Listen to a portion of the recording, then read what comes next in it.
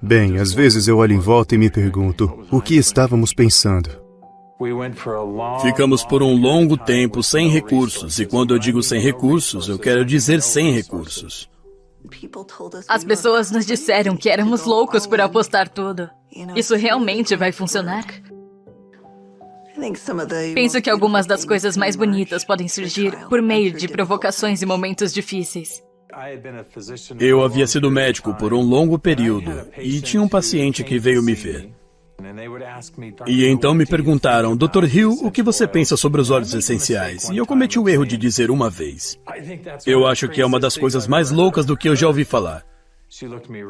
Ela me olhou bem dentro do olho e disse, estou muito desapontada em ouvir isso, porque eles fizeram por mim muito mais do que você ou qualquer um dos seus colegas já fez por mim. Aquilo me intrigou.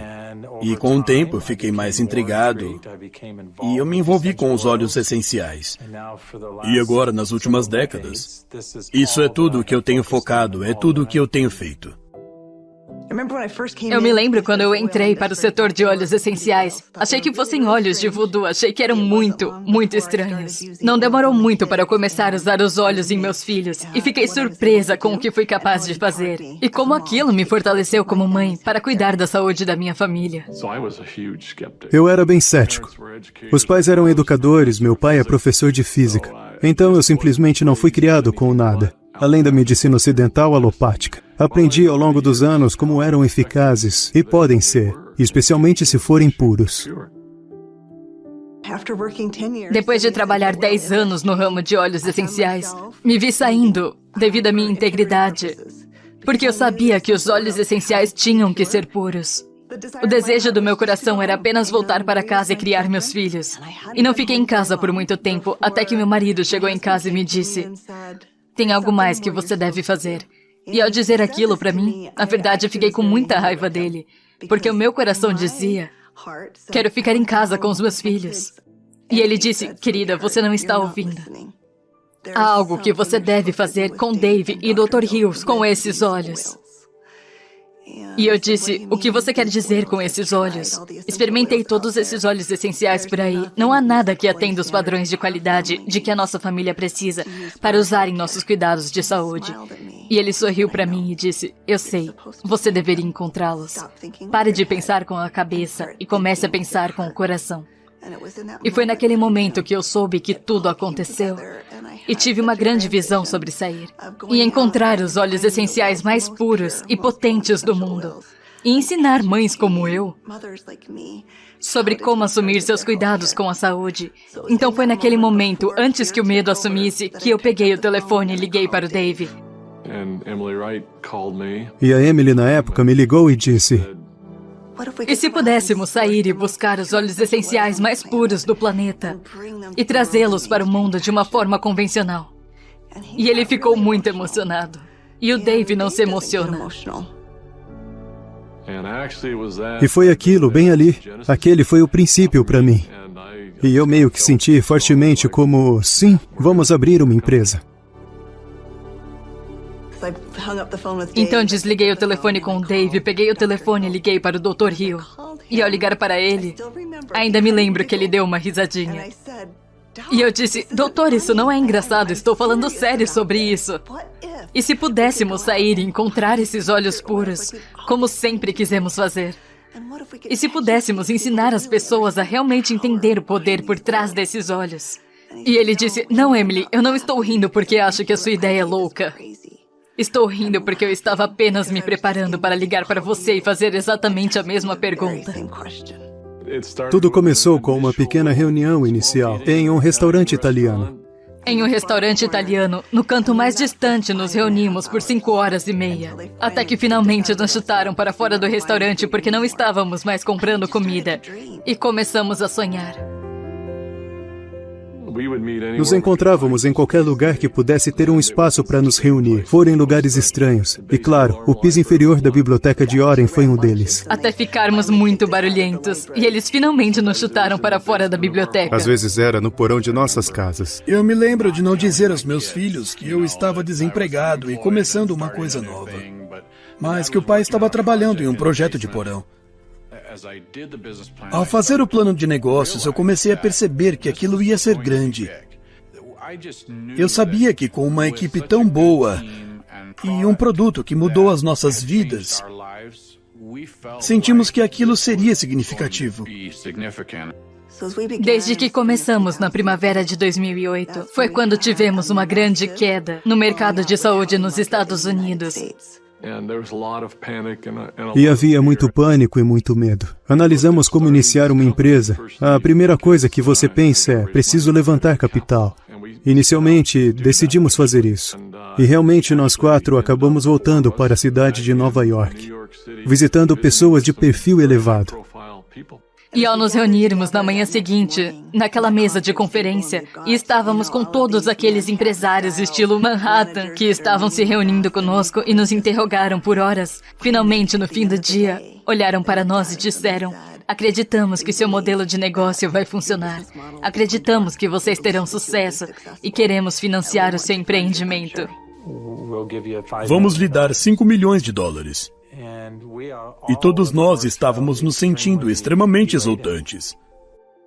Eles estavam dispostos a financiar a empresa, mas é claro que estavam interessados em 51% do controle.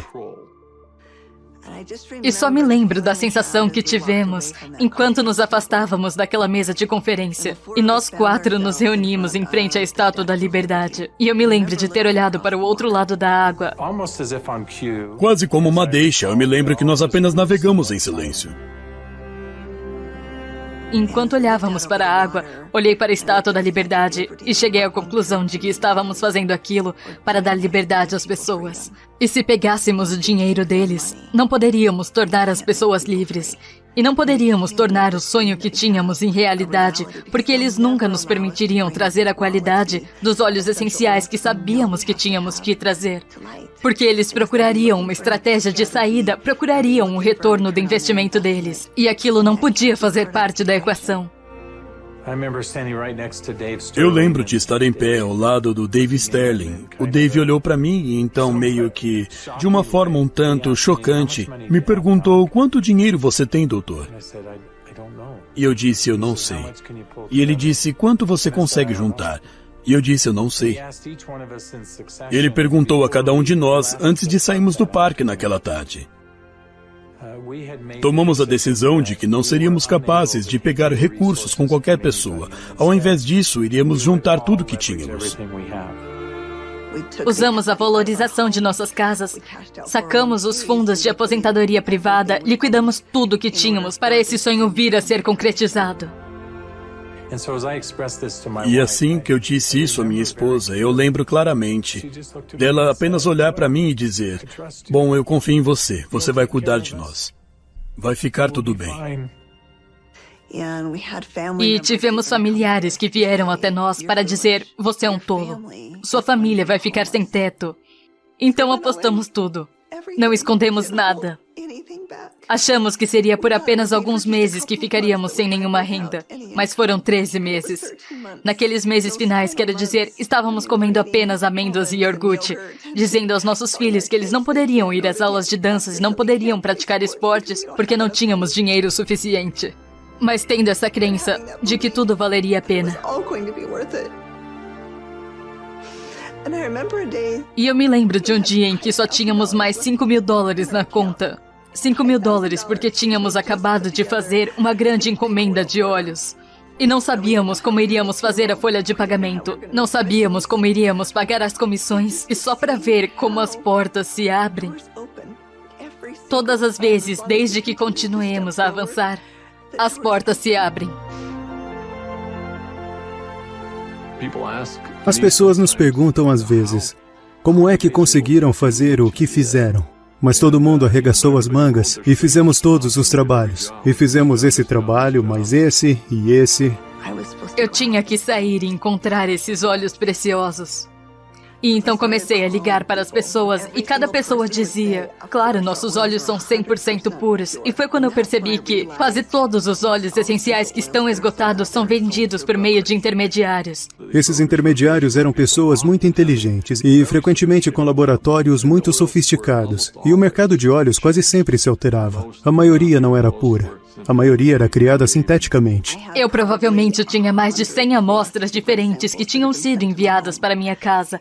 E toda vez que nos encontrávamos, o Dave e o Dr. Hill diziam: Emily, você já encontrou os olhos?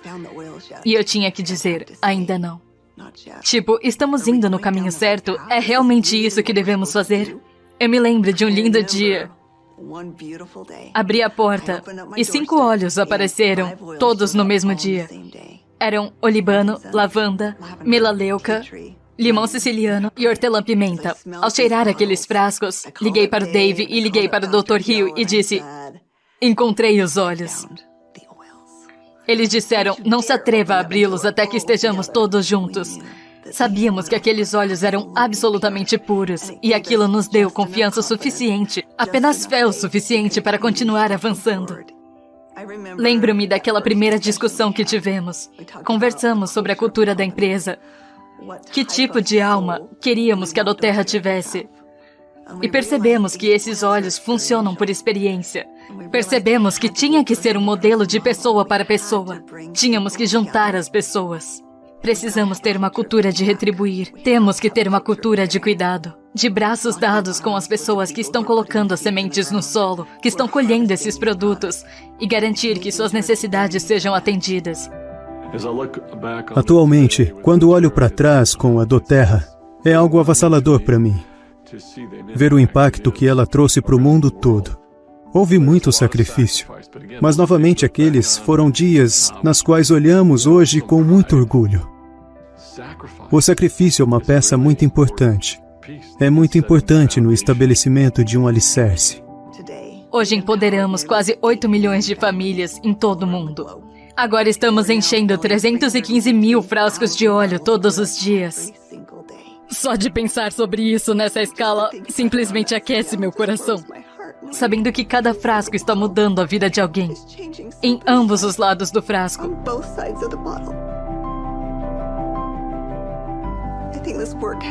Acho que esse trabalho tem esse propósito, então como podemos parar?